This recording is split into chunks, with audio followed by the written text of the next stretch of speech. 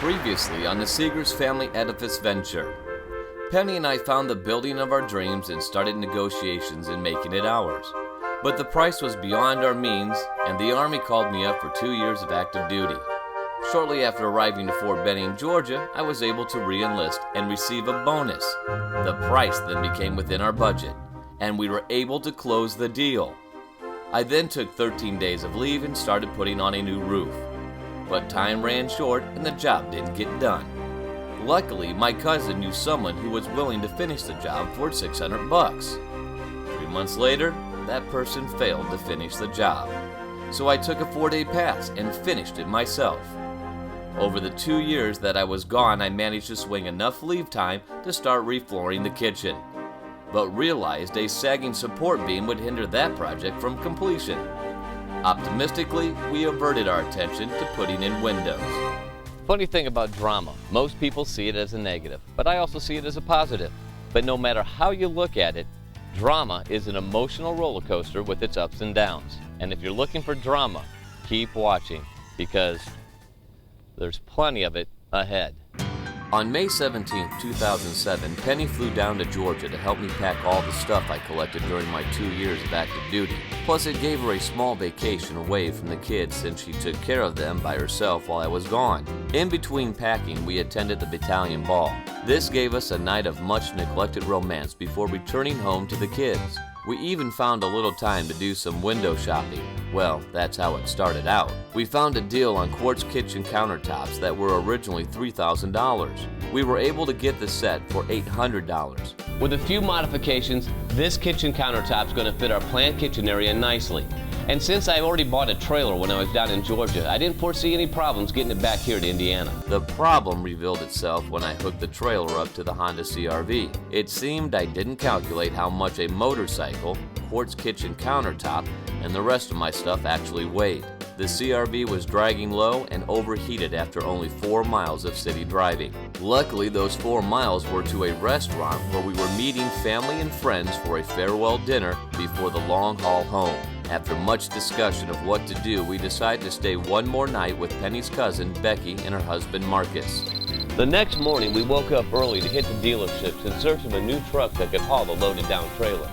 If you recall from our last show, we paid off both our car loans with my re-enlistment bonus. We really didn't want another car payment, but then given the situation, we didn't have much choice. Plus, since our oldest daughter is getting ready to drive, we figured the CR-V would be a safe vehicle for her to use. Like I said before, the thought of her driving is a little unnerving to me, but at least I will control the keys to the car she will be driving. Up next in the Seegers Family Edifice Venture, we make it home, start costing out the utilities, tree removal, and start a few small improvement projects. Well, we got 4 kids, a cat, and a dog, and we're looking for an open space where we can stretch our legs and start a new life and build us a greener place. Our structure stood with no inner walls and a big hole in the roof. And now it's hard to build the American dream, and brother, this is living proof. A giant labor of love is falling down on County Road 1. But with TLC and nature's harmony, we can keep it from a coming undone. Seegers Family Edifice Venture, a practical way to go green. Seegers Family Edifice Venture, show you something that you've never seen.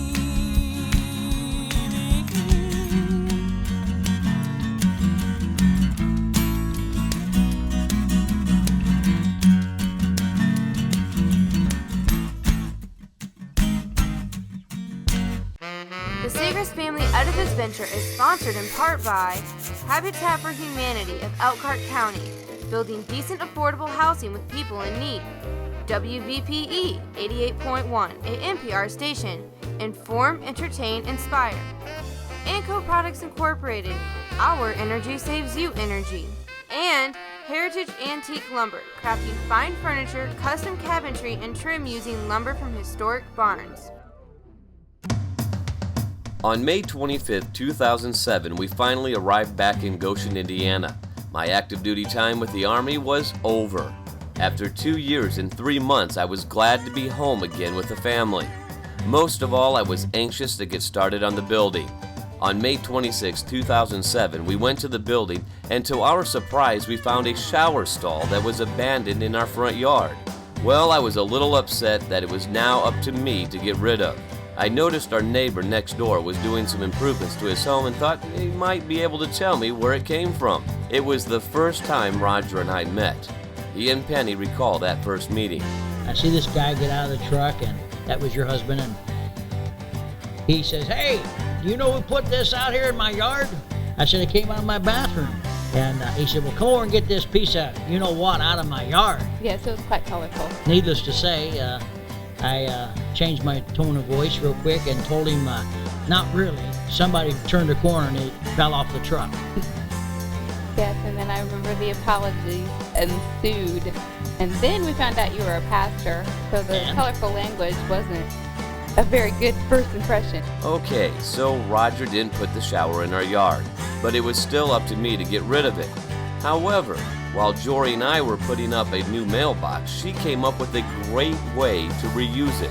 When I went on a field trip in elementary school to this garden, and there was this little pond that looked just like the shower in our yard, but it was all dressed up with rocks and flowers and lily pads, and it had a little waterfall. So I mentioned to my dad, I was like, "Why don't we do that?" So it was settled. The shower would now be reused as a garden pond. The irony with the shower was Jory wasn't the only person who's seen its possible reuse. I told my wife, I said, "Hey, you know that old tub that's sitting over there? I'm gonna go over there and get that and make a fish pond out of it, or a Really? waterfall." Yeah, and then here turn around, the guy that tells me get it out of his yard, come get it, he's going to use it. I guess great minds really do think alike. Since we knew what the shower would eventually become, my nephew Charles Almy and I started digging and digging and digging until we could fit the shower somewhat in its new home. We'll show you the complete transformation in a future episode. May 27th, 2007, we started working on the south side. The building never had actual windows that we know of. The windows that were present on the north side when we bought the building were part of a project that was not completed, and they didn't fit in with our plans. The original windows were nothing more than huge barn-style shutters that closed to cover the openings. We began tearing off the shutters, framing the openings, installing new windows, or boarding up the openings where no windows would be placed. In keeping with the whole green recycling theme, Penny thought of a way to reuse the shutters. Because the shutters had a weathered look to them, I thought it would be very cool to use them as wainscoting to cover up the concrete footers in the greenhouse. The ability to reuse materials from demolition not only helps to lower your construction costs, but also reduces the amount of trash that will end up in the landfill. We also reused 2x4s that were part of a previous owner's unfinished construction. Now, I don't like to think of myself as being cheap, but rather someone who has a knack for sustainability. Sustainability is a characteristic of a process or state that can be maintained at a certain level indefinitely, and focuses on providing the best outcomes for human and natural environments. Okay, so you're still confused about what sustainability means. In layman's terms, it means taking wood from one part of the building and reusing it in another, such as the framing of windows. Just make sure you're not removing wood that is part of the support wall. That would be bad. As the day went on, we kept moving forward with our mission of working on the main level windows. Every so often, my daughter Gwen would ask me about a squeaking sound that she heard. I myself didn't hear it, but was hoping it wasn't rats or bats. Later into the night, Gwen still held strong that she was hearing something squeak. We have both eyes open, we look in the scope, looking out the left eye. I can hear something. Well, go follow it. You can find it. Wait, listen. And it turns out Gwen, with her bionic hearing, was able to detect the conversations of a family of flying squirrels living within our building. How big their eyes are. AKA the flying squirrel. Who would have thunk they really exist? So we rounded up our pet posse to grab up the little critters one by one. You're a feisty little booger. Then put them back in their nest. Flying squirrels by nature will move their babies to another nest if disturbed. The next morning proved this to be true when I checked the nest and found the screened home of 5 squirrels to be vacated. Alright, this is my 4th day back from Georgia. The 3rd day we've been out here working on the house. We got most of the windows boarded up on this side that we're not going to use. We have the 3 windows in the kitchen in and installed. My buddy, the recruiter who actually put me in the Army, is coming over here in about 40 minutes, and he's going to help us install the door that we got a hell of a deal on yesterday. We picked up a slightly damaged steel door for $175. You can find those too good to be true deals if you keep your eyes open, and this was one of those deals. The damage was so slight I never could find out why it was discounted. At full price we would have paid $350, so we only paid half. The current door looked to be secure, but in reality with a couple good hits anyone could have broken in. My best friend Tony Labarsky arrived, and with his subject matter expertise on doors we were able to quickly install it and increase the security of the building. When we return to the Seegers Family Edifice Venture, the real drama begins as we look into the cost of utilities and see what it will take to move the neighbors' power lines and gas meter off our property. Habitat for Humanity of Elkhart County does more than build houses for those in need. They provide education on personal finance, homeownership, parenting, and other life skills to help those moving into these houses turn them into homes. Habitat for Humanity of Elkhart County, working with people from all walks of life to build simple, decent, affordable homes. For more information on how you can help, visit www.habitatec.com. 88.1 WVPE Public Radio is a vital communication resource that strives to inform, entertain, and inspire. National Public Radio is an internationally acclaimed producer and distributor of non-commercial news, talk, and entertainment programming. WVPE serves local listeners with a distinctive blend of national and local programming and annual events. In 2008, WVPE launched a sustainability initiative which includes green events and programs. Learn more at wvpe.org. To this point, we only experienced positive drama. The first bit of negative drama was over property lines. One of the neighbors would make her daily appearance and babble about the lines. I didn't understand where she was coming from, but it did get old real quick, and it took time away from getting the real work done. So I ventured out to all corners of the yard searching for the surveyor stakes.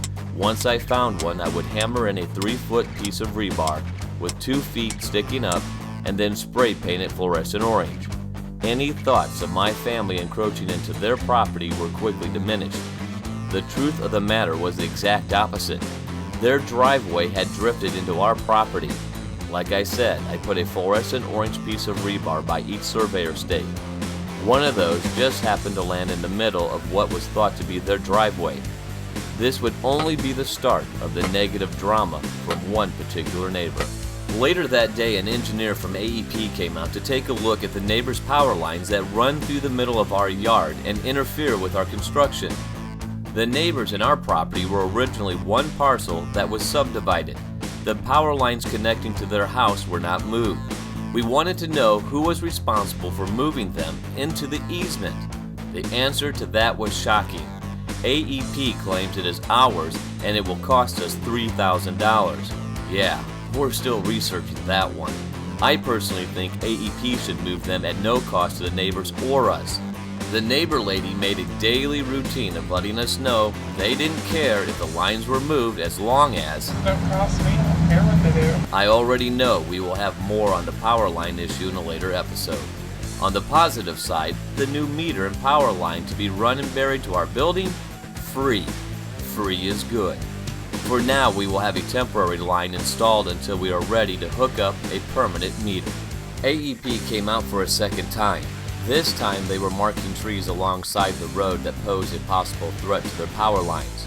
One of our trees was marked to be trimmed back. The other was deemed dead upon inspection, and the whole tree would have to be taken down.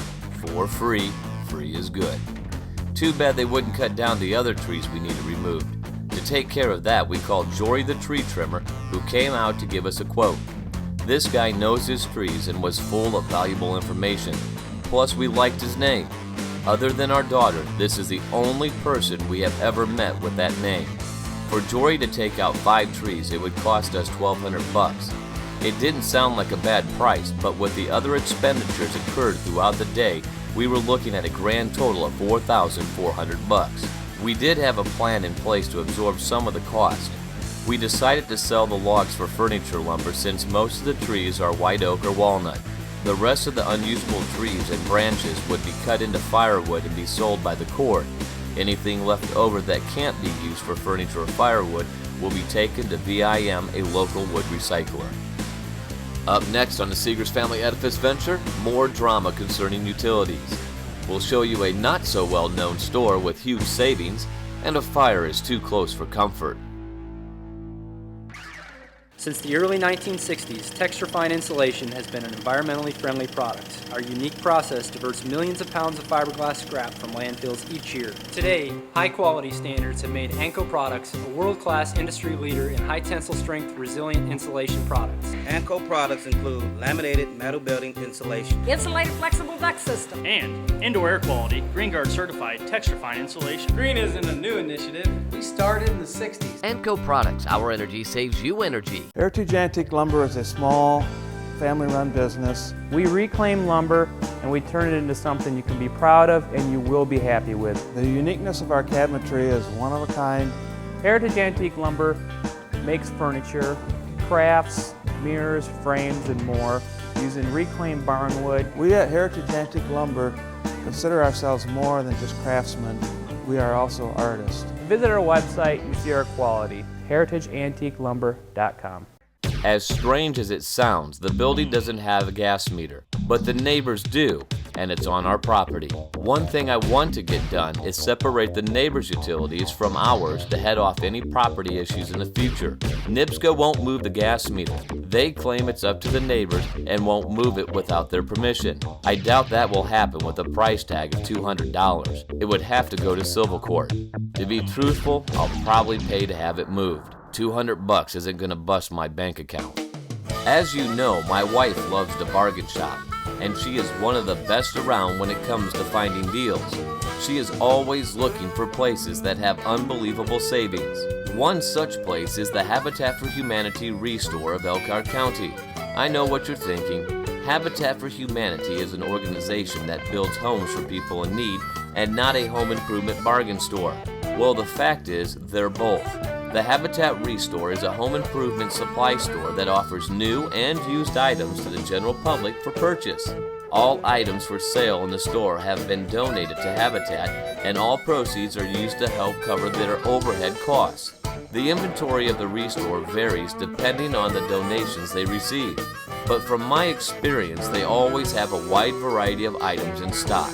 Typical items that can be found on a daily basis include windows, sinks, light fixtures, doors, wallpaper, cabinets, and one-of-a-kind items like this never-been-used pink wall oven from the 1960s that I tell my wife we are not buying each time we shop there. Donations of new and used materials in good condition can be dropped off at the Restore during business hours, and pickups can be scheduled for larger items by contacting the Restore staff. For more information on Habitat for Humanity of Elkhart County, visit our website at edificeventure.com and click on the Habitat web banner. Throughout this series, you will see many quality items that we picked up from the Habitat for Humanity Restore that we used in our green project. June 14th, 2007. Drama turns into tragedy. It's about 3:30 in the morning. The thing's going off since about 10 after 10 last night. One fatality. Yes, they had some people mixing chemicals that reacted, and then a fire, and then they had 2 propane tanks go off, and then the thing just caught on fire. Just the day before the fire, we had arrived home after a vacation to Spokane, Washington. We spent the next day planning our next project. Before going to bed, Penny did her nightly ritual of checking WNDU.com for a glimpse of the news. To her shock, a picture of VIM Recycling was on the main page and burning out of control. Being that our building is located only a few hundred meters off the north side of VIM, we were concerned. The only thing that separated our building and the surrounding homes from the mass fire was a dirt berm and a shallow tree line. After arriving at the scene and gathering details, our worries of losing our building were stifled by the professionalism of the public safety officials.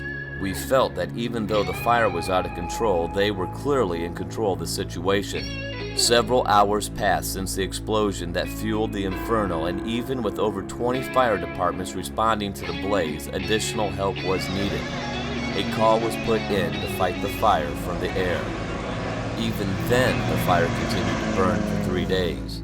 As time passed after the fire, emotions continued to escalate. Since we did not know the level of tension between VIM and the neighborhood prior to our purchase of the building, we did not know what to think of the accident. Sometimes people forget how to listen to each other and only tell their side of the story, pushing their agendas to the extreme. This was apparent at a town meeting concerning the fire. After watching the tapes, I realized that any and all dialogue had stopped between both parties. Myself, having only heard the neighbors' views, got caught up in the heated debate. My frustration was that I felt certain individuals were trying to shape my opinion to match theirs, even though I had never spoken with anyone from VIM. I wanted to get people to stop the madness of yelling at each other and move toward respectful dialogue in order to find a sensible solution in everyone's best interest. I'm not sure how my family ended up in the middle of all this drama. We never done anything to cause the discourse directed at us. It is a horrible feeling to be working on the building and know that you are being watched by others spitefully. But our passion for the project has not wavered, and we are determined to stay focused. As for the drama, we have voices of our own and will continue to speak our minds as we have always done, while still respecting the opinion of others. The Seegers Family Edifice Venture is sponsored in part by Habitat for Humanity of Elkhart County, building decent affordable housing with people in need. WVPE 88.1, a NPR station. Inform, entertain, inspire. Anco Products Incorporated, our energy saves you energy. And Heritage Antique Lumber, crafting fine furniture, custom cabinetry, and trim using lumber from historic barns. If you like our video series, you'll love our website. Check it out at www.edificeventure.com. See pictures, read blogs, find cool links, plus information and tips to help you get started on your own green, sustainable home improvement projects. Next time on the Seegers Family Edifice Venture. While window shopping, we picked up an unbelievable deal on windows at the Habitat for Humanity Restore. Then, while doing some demo work, we find termites. And Penny tours a company that recycles drywall.